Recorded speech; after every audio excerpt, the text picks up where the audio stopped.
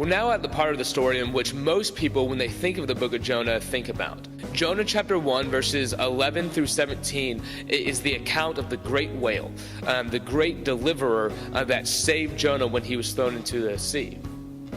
Now, most people think about that moment when they think about Jonah, but it's interesting to think of the bigger contents of why Jonah's in the sea in the first place.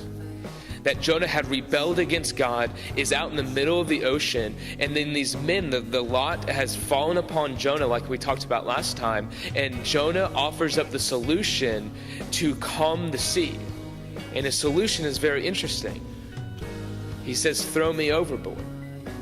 And as you read that, ask yourself the question, what was going on in Jonah's mind? He had just said that I serve the God of the land and the sea, and his response to it was, "Throw me into the sea."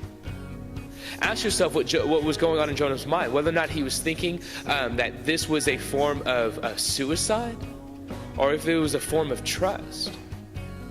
And then as you read it, ask yourself what the men do that are on the boat in response to this, that they look at Jonah and ask them look at how much they try to save themselves in this moment and not listen to what Jonah has to say for them.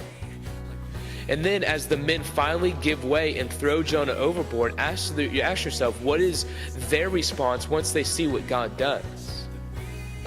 And then finally, as God provides a rescuer, a giant whale to save Jonah, ask yourself how God has provided us a great rescuer.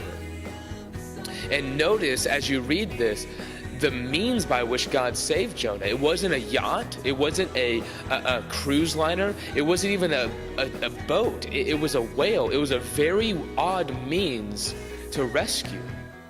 And then ask yourself how odd of a means God used to rescue us in the person of Jesus.